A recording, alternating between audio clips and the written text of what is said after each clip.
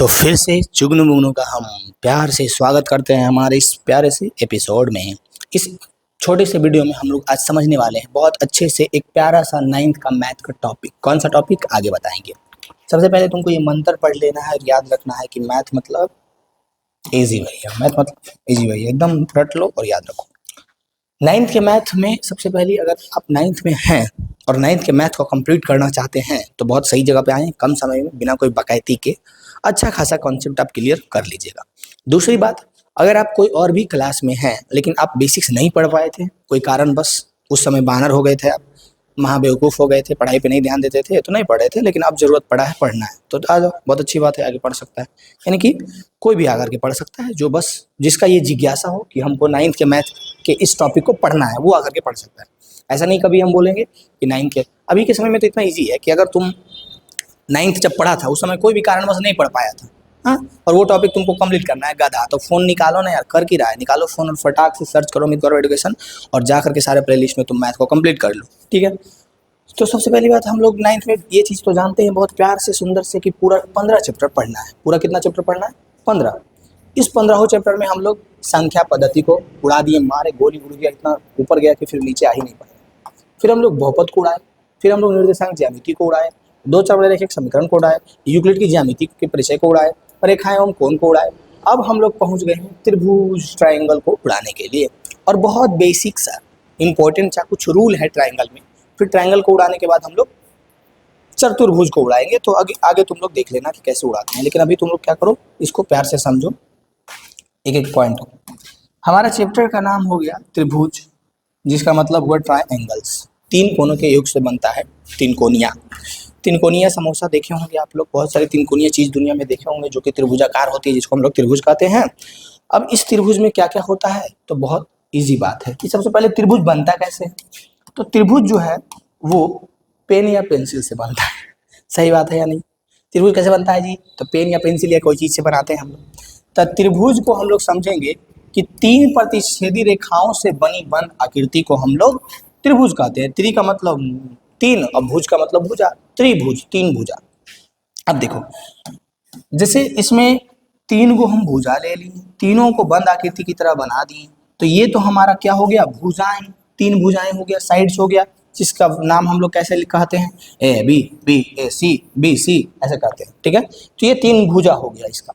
उसके बाद और इसमें क्या है, फिर और इसमें कोण है, जिसमें तीन कोण है, कौन ए, कौन बी, कौन सी, तीन कोण दिख रहा होगा। और इसमें क्या है, तीन शीर्ष है, कौन कौन शीर्ष है, शीर्ष ए, शीर्ष सी, शीर्ष बी। यानी तीन बात त्रिभुज के सबसे बेसिक में पहले ये तीन बात याद रखना है। पहले तीन भुजाओं के बंद आकृति को हम लोग, तीन भुजाओं से बंद आकृति को हम लोग त्रिभुज कहते हैं, याद रखेंगे। फिर हम लोग इसके भुजा को याद रखेंगे, ए बी, बी सी, ए सी, ये हमारा तीन भुजा हो गया। तीन कोण को याद रखेंगे, कौन ए, कौन बी, कौन सी। तीन शीर्ष को याद रखेंगे, शीर्ष ए, शीर्ष बी, शीर्ष सी।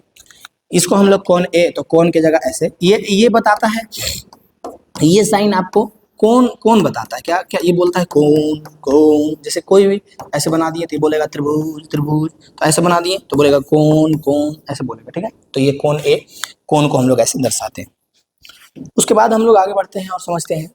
त्रिभुज समझ लिए, हाँ समझ लिया ना जी, त्रिभुज समझे, ऐसे ऐसे होता है, तीन चार तरह का त्रिभुज होता है, हाँ, समबाहु, समद्विबाहु, समकोण, तो वो सब आगे चर्चा होगा। अब इस त्रिभुज के चैप्टर में मोस्ट इंपॉर्टेंट टॉपिक क्या है और इस त्रिभुज में हम लोगों को समझना क्या है, तो वो है सर्वांग सामता। सर्वांग सामता क्या, हम लोगों को इस चैप्टर में बहुत इंपॉर्टेंट से पढ़ना है सर्वांग सामता। क्या सर्वांग समता? अब देखो सर्वांग समता क्या होता है, तो सर्वांग समता हम लोगों को अभी पढ़ना है और फिर जाकर के 10th में हम लोगों को समरूप पढ़ना है।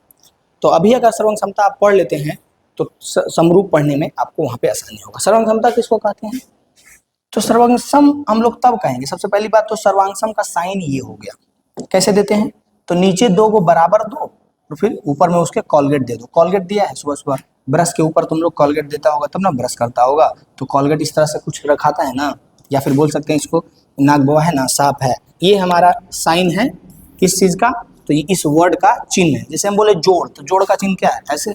वैसे ही अगर हम बोले क्या, सर्वांगसम, क्या बोले, सर्वांगसम, तो सर्वांगसम यानी सर्वांगसमता, उसका साइन ये।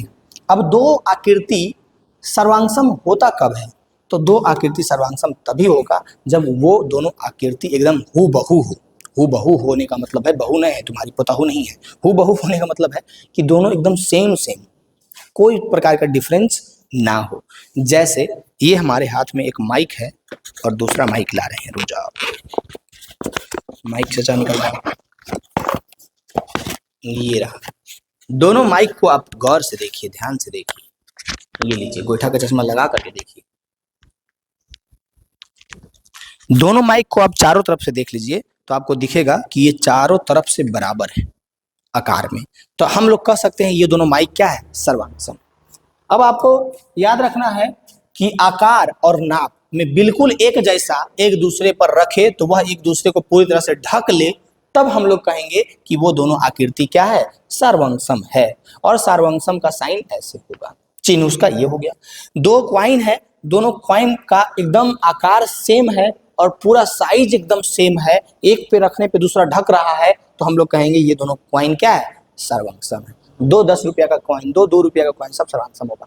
ये दो एटीएम कार्ड आपको दिख रहा होगा, दोनों एटीएम कार्ड एकदम सेम साइज का है, दोनों एकदम सेम अमाप का है। शेप यानी कि इसका शेप ये वाला हो गया, शेप हो गया चरखुट्टा शेप है, चरखुट्टा है।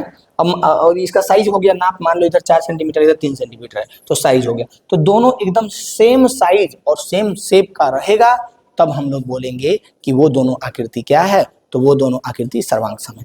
कुल मिलाकर के आपको बस याद रखना है एक ही बात कि जब दो चीज दुनिया में कुछ भी, दो आकृति हो, दो आदमी हो, दो औरत हो, दो लड़का हो, दो लड़की हो, कुछ भी दो अगर है और दोनों का क्या सेम सेम होना चाहिए, तो उसका आकार भी सेम है और उसका साइज भी सेम है। दोनों चीज सेम दिख गया तो तुम आंख बंद कर लेना और बोलना कि ये दोनों क्या है, सर्वांग सम।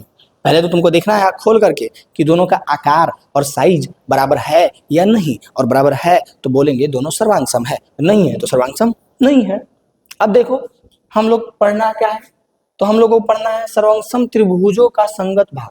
हम लोगों को त्रिभुज के बारे में चर्चा करना है और त्रिभुज के सर्वांग सम होने के बारे में चर्चा करना है। त्रिभुज से पहले अगर कोई और आकृति की बात करें हम, जो कि थोड़ा सा चर्चा करके बता देते हैं आपको। कोई और आकृति मान लो वर्ग हो, क्या हो, मान लो वर्ग हो, मान लो त्रिभुज हो, त्रिभुज तो पढ़वे करेंगे, मान लो वृत्त हो, मान लो आयत हो, कोई भी शेप हो, तो वो दोनों, ये वर्ग है मान लो, तो ये दोनों सर्वांग सम कब कहलाएगा, जब इसके भुजाओं का मान बिल्कुल समान हो। दो वृत्त है, दोनों सर्वांग सम कब कहलाएगा, जब इस दोनों वृत्त के त्रिज्याओं का मान समान हो। याद रहेगा, इसके भुजाओं का मान दोनों समान है तो सर्वांग सम कहलाएगा, इसका दोनों का त्रिज्या समान है तो ये सर्वांग सम कहलाएगा। अब ये तो हो गया था वो दोनों आकृति की बात, लेकिन अगर हम लोग बोले किसकी बात, त्रिभुज की बात, तो सर्वांग सम त्रिभुजों के संगत भाग। तो सर्वांग सम त्रिभुज के दो त्रिभुज सर्वांग सम कब होगा, दो त्रिभुज सर्वांग सम कब होगा, तो उस दोनों त्रिभुज को सर्वांग सम हम लोग जब बोलेंगे जब उस दोनों त्रिभुज का क्या हो, तीनों कोण बराबर हो और साथ में तीनों भुजा बराबर हो। दो त्रिभुज को सर्वांग सम तब कहेंगे, यानी कि अगर दो त्रिभुज सर्वांग सम हैं तो उनके सभी संगत अंग भुजाएं और कोण आपस में बराबर हो। दो त्रिभुज सर्वांग सम तभी होगा जब उसके क्या हो, तीनों कोण, ऐसे तो दो कोण बराबर रहेगा तो तीसरा ऑलरेडी बराबर हो जाएगा, इस बात को तुम फील करना आगे, लेकिन अभी मोटा मोटी याद रखो कि अगर तीनों कोण बराबर है और तीनों भुजा बराबर है तो दोनों त्रिभुज सर्वांग सम कहलाएगा। या फिर दो ही कोण अगर बराबर है तो तीसरा ऑलरेडी बराबर हो जाता है। अगर त्रिभुज जुड़वा हो तो उनके हिस्से भी जुड़वा होंगे, यानी कि जैसे ए बी सी और पी क्यू आर, ये दो त्रिभुज आपको जुड़वा दिख रहा होगा और इसमें ए बी जो है वो पी क्यू के बराबर है, ए सी जो है पी आर के बराबर है और बी सी जो है क्यू आर के बराबर है, और ये वाला एंगल भी तीनों बराबर है। इसलिए हम लोग कहेंगे, क्या कहेंगे कि ये दोनों त्रिभुज जो है सर्वांग सम है। और इसको लिखेंगे हम लोग सुंदर तरीका से ऐसे कि त्रिभुज ए बी सी, दो गो बराबर दो, ऊपर में नाग बाबा बना दो, ऐसे बना दिया। ये जो है पी क्यू आर, त्रिभुज पी क्यू आर के ये साइन बता रहा है कि सर्वांग सम है। समझ में आई बात, यानी दो त्रिभुज सर्वांग सम कब होगा, तो उसका तीनों भुजा बराबर होना चाहिए और उसके तीनों कोणों का मान बराबर होना चाहिए, तब हम लोग कहेंगे कि दो त्रिभुज सर्वांग सम है। कुल मिलाकर के याद रखो, फुल ऑन टू पूरा त्रिभुज सेम टू सेम फोटोकॉपी होगा, एकदम सेम, दोनों आकृति हो या दो त्रिभुज हो या कोई आकृति हो, दोनों एकदम same same same same same है, तो उसको हम लोग बोलेंगे कि वो दोनों सर्वांग सम है। बात समझ में आई? यानी कि बहुत आसान सी बातें हैं, दुनिया में कुछ भी आपको दिखता है और वो सेम सेम दिख रहा है, तो हम लोग उसको कह सकते हैं कि वो क्या है, सर्वांग सम है। बहुत बेसिक सी बातें हैं। अब इसके बाद हम लोगों को आगे क्या पढ़ना है? आगे हम लोगों को समझना है त्रिभुज के सर्वांग समता का नियम। क्या पढ़ना है आगे? त्रिभुज के सर्वांग समता का नियम पढ़ना है। अब त्रिभुज के सर्वांग समता का नियम क्या बोलता है जी? तो देखो, त्रिभुज के सर्वांग समता का नियम क्या बोलता है, हम आगे समझाते हैं आपको। अभी एक ही बार में पहले चारों पांचों देख लेंगे, उसके बाद हम लोग बारी बारी से पढ़ेंगे। देखो, त्रिभुज के सर्वांग समता का कितना नियम पढ़ना है? तो 1 2 3 4 5 नियम पढ़ना है। SAS, ASS, AA, double triple S, RHS नियमों का हम लोगों को, त्रिभुज के सर्वांग समता के नियमों को कितना तरह से पढ़ना है बबुआ? तो 2 और 3 5 तरह से पढ़ना है। कितना तरह से पढ़ना है? 5 तरह से। यानी कि कौन कौन सा वह नियम है जिस नियम के अनुसार हम लोग दो त्रिभुज को सर्वांग सम बोल पाएंगे? कौन कौन सा वह रूल है जिस रूल के तहत हम लोग दो त्रिभुजों को सर्वांग सम बोल पाएंगे? तो अगर रूल की बात करें तो हमारे पास टोटल 5 रूल है। पहला रूल है SAS नियम, जहां पे S मतलब होगा साइड यानी भुजा और A मतलब होगा एंगल, यानी SAS नियम ऐसे ही जाके 10वां पढ़िएगा समरूपता के लिए। अभी हम लोग सर्वांग समता के लिए ना पढ़ रहे हैं, वहां जाके आप समरूपता के लिए पढ़िएगा। तो साइड एंगल साइड SAS नियम क्या कहेगा? तो SAS नियम ये कहेगा कि जिसके दो भुजाएं और उनके बीच का कोण अगर बराबर है, दो भुजा और उनके दो भुजा जो बराबर है ना, दो भुजा बराबर है और उस दोनों भुजा के बीच वाला कोण अगर बराबर है, तो हम लोग कहेंगे कि वो त्रिभुज क्या है, दोनों सर्वांग सम। यदि एक त्रिभुज की दो भुजाएं और उनके बीच का कोण एक दूसरे त्रिभुज की दो भुजाएं और उनके बीच का कोण बराबर हो, तो वे सर्वांग सम हैं। वो क्या है? सर्वांग सम। बहुत बेसिक सा इंपॉर्टेंट पॉइंट है कि ये दो त्रिभुज है, ये दो त्रिभुज है और इसकी दो भुजा, ये वाली भुजा और ये वाली भुजा, ये वाली भुजा और ये वाली भुजा बराबर है और उसके बीच वाला कोण बराबर है, तो हम लोग कहेंगे कि वो त्रिभुज जो है क्या है? सर्वांग सम है। क्या है? सर्वांग सम। इस रूल को यूज करके रूल नंबर फर्स्ट याद रखना, rule number first SAS side angle side. Rule number first side angle side, जिसको हम लोग बोलेंगे भुजा कोण भुजा। रूल नंबर फर्स्ट क्या है? भुजा कोण भुजा, साइड एंगल साइड, भुजा कोण भुजा, side angle side. Rule number first है भुजा कोण भुजा यानी side angle side. Rule number first ये बोलेगा कि अगर दो त्रिभुज की दो भुजाएं बराबर है, दो भुजाएं बराबर है और उसके बीच का कोण बराबर है, उसके बीच का कोण बराबर है, तो वो दोनों त्रिभुज सर्वांग सम होगा। अब इसको हम लोग देखते हैं कि कैसे लागू होगा। मान लो एक हमारे पास ये त्रिभुज है, मान लो एक हमारे पास ये त्रिभुज है और दूसरा त्रिभुज ये है और दूसरा त्रिभुज ये। अब दोनों त्रिभुज का नाम दे देते हैं ABCPQR, ठीक है। और हम बोल दिए हैं कि ये वाला भुजा और ये वाला भुजा, ये वाला भुजा और ये वाला भुजा दोनों बराबर है, ठीक है। और इसका ये वाला एंगल के बराबर है। तो क्या ये सर्वांग सम होगा? नहीं होगा, क्योंकि जो दो भुजा बराबर है उसके बीच का एंगल बराबर होना चाहिए। जो दो भुजा बराबर है उसके बीच का एंगल बराबर होना चाहिए। अब यहीं पे हम बोलेंगे कि मान लो बब्बा ये दोनों भुजा और ये दोनों भुजा बराबर है और इसके बीच वाला कोणमा भी बराबर है, तब हम लोग कहेंगे SAS नियम से कि त्रिभुज ABC जो है वो त्रिभुज PQR के सर्वांग सम होगा। बहुत बेसिक सा रूल है, समझ में आई बात समझ में आई?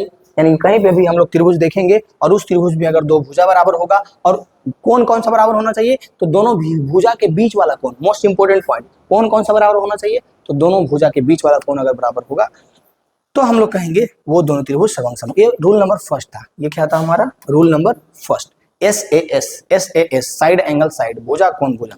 रूल नंबर सेकेंड है ASA। रूल नंबर सेकेंड है ASA कहने का मतलब हुआ एंगल साइड एंगल, यानी कोण भुजा कोण।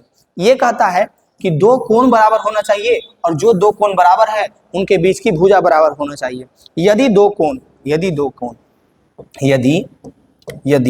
दो कोण और उनकी अंतर्गत बीच वाली भुजा एक दूसरे त्रिभुज दोनों कोण और उनके अंतर्गत वाली बीच वाली भुजा बराबर हैं, तो वे सर्वांग सम होंगे, नहीं तो नहीं होंगे। जैसे इसको हम लोग याद रखेंगे। सबसे पहले ASA, पहला था SAS भुजा कोण भुजा, दूसरा है कोण भुजा कोण, यानी कि अब बीच में क्या होना चाहिए? भुजा होना चाहिए। अगर आपको ऐसा दिख रहा है दो त्रिभुज है और दोनों त्रिभुज के दो कोण बराबर है, दो कोण बराबर है, और उस दो कोण बराबर है ना, जो दो कोण उसके बीच में एक भुजा भी होगा, और वो वाला भुजा भी अगर बराबर है तो हम लोग बोलेंगे कि हमारे पास एक रूल है उस कौन सा रूल, तो ASA एंगल साइड एंगल, उसके अनुसार ये दोनों त्रिभुज क्या हो जाएगा, सर्वांग सम हो जाएगा। याद रहेगा, यानी हम लोग सर्वांग सम कब बोलेंगे दो त्रिभुज को, जब rule number second ASA angle side angle के अनुसार दो कोण बराबर होना चाहिए, दो त्रिभुज के दो कोण बराबर होना चाहिए, दोनों त्रिभुज को दो कोण बराबर होना चाहिए,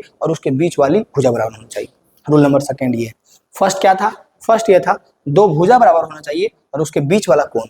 ये सब इंपॉर्टेंट पॉइंट ये है दोनों में कि याद रखना है कि बीच वाला भुजा ही होना चाहिए, उसमें याद रखना था कि बीच वाला कोण ही होना चाहिए, इसमें बीच वाला भुजा ही होना चाहिए। ऐसा ना हो कि जो दो कोण बराबर है और भुजा बीच वाला नहीं है तो ये सर्वांग सम नहीं कहलाएगा, बीच वाला भुजा ही बराबर होना चाहिए, दोनों कोने के बीच वाला भुजा ही बराबर होना चाहिए। Rule number third double AS नियम, यानी कि एंगल साइड, कोण भुजा। रूल नंबर थर्ड है, हम लोग कसौटी पढ़ेंगे 10th में जाकर के, कसौटी यानी रूल होता है, तो उसमें भी लगता है 4-5 रूल पढ़ना, कसौटी पढ़ना रहता है, यहाँ पे भी 5 कसौटी है ना। तीसरा कसौटी क्या कहता है, AAS यानी कि एंगल साइड, कोण भुजा। कोण भुजा क्या कहता है, कोण भुजा कहता है कि लगातार दो कोण और एक भुजा अगर बराबर हो, लगातार दो कोण और एक भुजा अगर बराबर हो, यदि किसी त्रिभुज के दो कोण और एक संगत भुजा, मतलब उसी से अटैच वाला नहीं, तब हम लोग कहेंगे कि वो क्या होना चाहिए। सबसे पहला रूल ये होना चाहिए कि आपको ये दिखना चाहिए कोण साइड में दो कोण और जो दो कोण बराबर है, यदि दो त्रिभुज के दो कोण और उसी के संगत एक भुजा अगर बराबर है, तब हम लोग कहेंगे, क्या कहेंगे कि वो त्रिभुज जो है वो सर्वांग सम होगा। भुजा दोनों कोणों के बीच का ही होना चाहिए, भुजा क्या होना चाहिए, दो कोणों के बीच का ही होना चाहिए। ये वाला रूल जो कहता था सेम वही रूल ये है हमारे पास, ठीक है। यही रूल को अच्छा से बताया गया यहाँ पे, हाँ, जैसे कि ASA ऐसे लिखे थे हम लोग, ASA। तो बात आपको अगर ऐसा लगता कि नहीं AAS काम करेगा तो बिल्कुल करेगा, AAS भी काम करेगा। इसमें बस होना ये चाहिए कि भुजा दोनों कोनों के बीच होना चाहिए। अगर ये दो कोण बराबर है, उसके बीच वाला भुजा बराबर है, तभी हम लोग कहेंगे।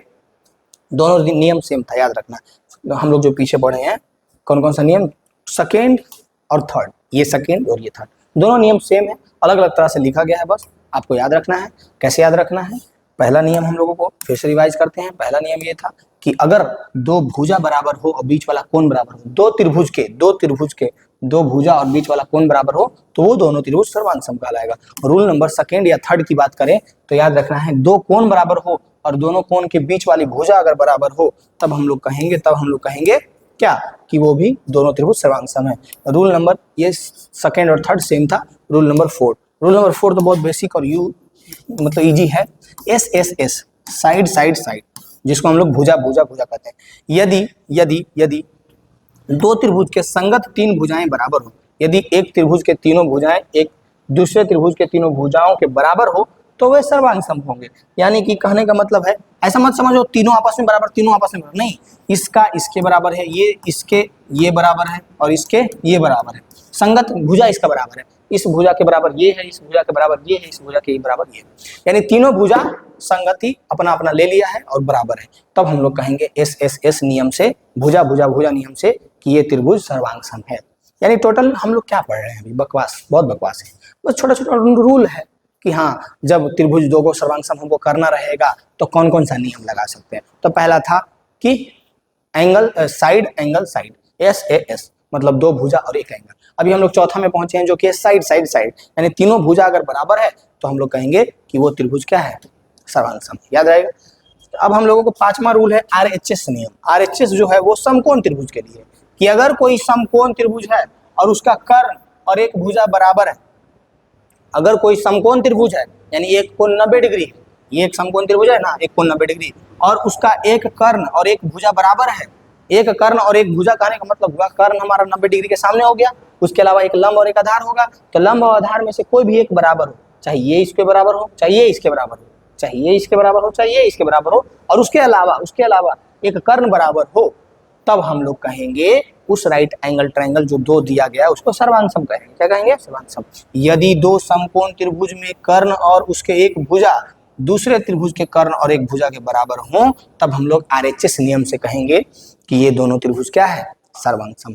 बहुत इजी चैप्टर है, सबसे इजी चैप्टर अगर है कोई 9th में और समझने के बेसिस पे तो वो यही है।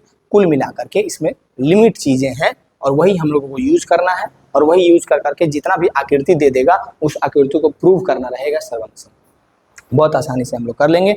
आर मतलब राइट एंगल समकोण, एच मतलब हाइपोटेनस कर्ण, एस मतलब भुजा राइट एंगल ट्रायंगल। इसी को हम लोग बोलते हैं राइट एंगल ट्रायंगल यानी कि समकोण त्रिभुज। ऐसे भी बोल सकता है समकोण कर्ण त्रिभुजा। आरएचएस का फुल फॉर्म दे दिया जी। राइट एंगल मतलब 90 डिग्री, समकोण होना चाहिए। हाँ, समकोण त्रिभुज। अब एक कोण अगर समकोण हो गया है तो कंफर्म है कि उस समकोण त्रिभुज वाले समकोण कोण वाले सामने वाले भुजा को हम लोग क्या कहते हैं? तो कर्ण कहते हैं। एक कोण अगर समकोण हो गया है तो उस समकोण के सामने वाले भुजा को हम लोग कर्ण कहते हैं। क्या कहते हैं? कर्ण। यानी आरएचएस नियम भी यहाँ से हम लोगों को याद रखना होगा और हम लोग याद रखेंगे आरएचएस नियम यहाँ से। कोई दिक्कत होगा यहाँ तक? बताइए, कोई दिक्कत होगा? नहीं दिक्कत होगा।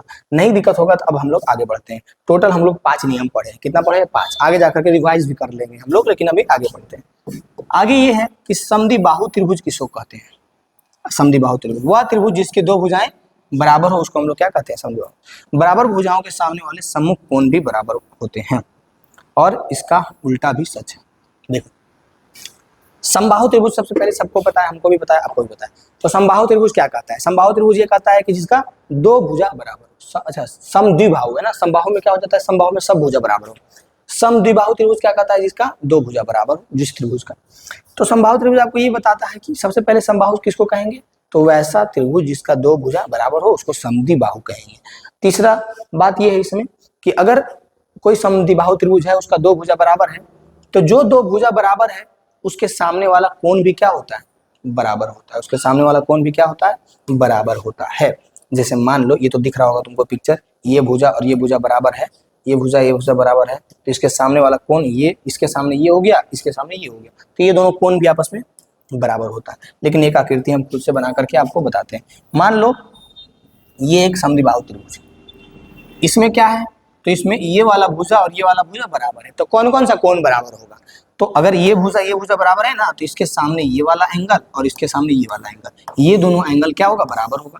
ये दोनों भुजा अगर बराबर है तो ये दोनों एंगल बराबर होगा। यही कहता है समद्विबाहु त्रिभुज कि समद्विबाहु त्रिभुज सबसे पहले किसको कहेंगे? तो जिसका दो भुजा बराबर हो और दो भुजा अगर बराबर है तो उसके सामने वाले दो कोण बराबर होते हैं। इसके अपोजिट यानी कि इसका अपोजिट ये भी लागू होगा कि अगर कोई त्रिभुज है उसका ये वाला एंगल और ये वाला एंगल बराबर है तो उसके सामने वाले भुजा भी क्या होंगे? बराबर होंगे। यानी ये वाला एंगल के सामने ये वाला भुजा, इसके सामने ये दोनों भुजा भी क्या होगा? बराबर होगा।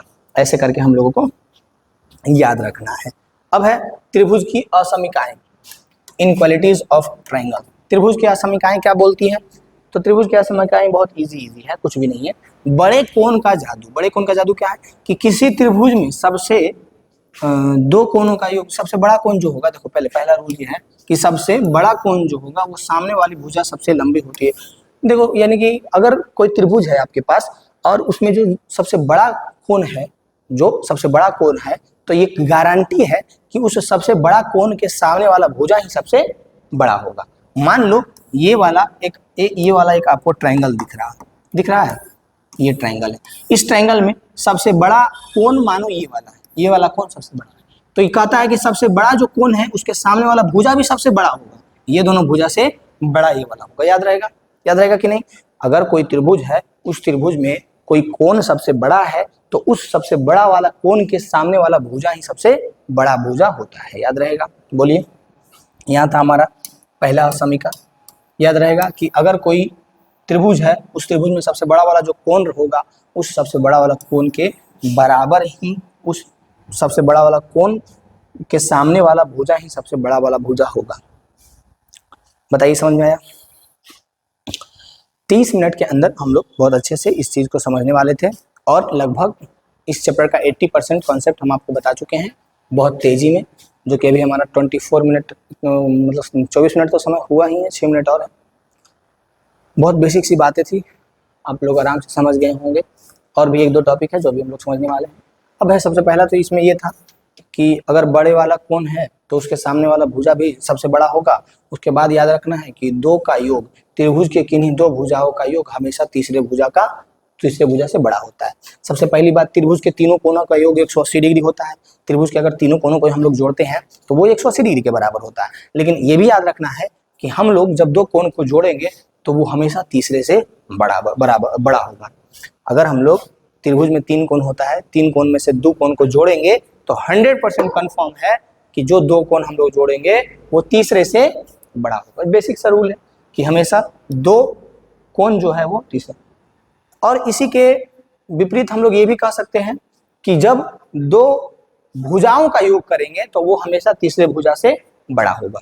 2 भुजाओं का जब हम लोग योग करेंगे तो वो हमेशा तीसरी भुजा से बड़ा होगा। कोण और भुजा दोनों के लिए ये लागू है कि अगर कोई त्रिभुज के 2 कोण को हम लोग जोड़ते हैं तो वो 2 कोण तीसरे कोण से तो बराबर होगा ही, वो 2 कोणों का योग तीसरे कोण से तो बराबर होगा ही, लेकिन साथ में अगर कोई 2 भुजा को जोड़ रहे हैं तो वो 2 भुजा के योग भी तीसरे भुजा के बड़ा होगा। अभी क्या बोल रहे थे हम, बराबर तो नहीं ना बोले हैं, ध्यान से सुनिएगा। अगर बराबर बोले हैं तो गलत है, फिर से सुनिएगा। कोई एक त्रिभुज है, हड़बड़ी में गड़बड़ी नहीं, ध्यान से सुनिए। कोई एक त्रिभुज है, उस त्रिभुज में 2 कोण को अगर जोड़ रहे हैं, 3 कोण होता है ना जी, 2 कोण को अगर जोड़ रहे हैं तो वो 2 कोणों का योग तीसरा कोण से बड़ा होगा। वो 2 कोणों का योग तीसरा कोण से बड़ा होगा। फिर भुजा में आ जाओ, अगर 2 भुजा को जोड़ रहे हैं, 3 भुजा होगा ना जी त्रिभुज में, तो वो 2 भुजा का योग जो होगा वो तीसरे भुजा से बड़ा होगा। याद रहेगा या नहीं रहेगा बोलिए। अब चलो सिद्ध करते हैं। क्या सिद्ध करना है भाई? हम लोगों को बहुत बेसिक सी छोटी सी चीज सिद्ध करना है। सबसे इजी क्वेश्चन है और सिद्ध करने के लिए बोल दिया है। क्या सिद्ध करना है?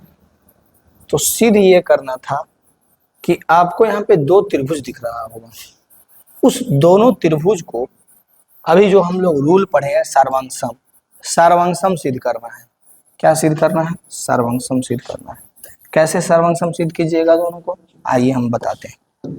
देखिए, आपको 2 त्रिभुज दिख रहा होगा, त्रिभुज ए बी ओ और डी ओ सी।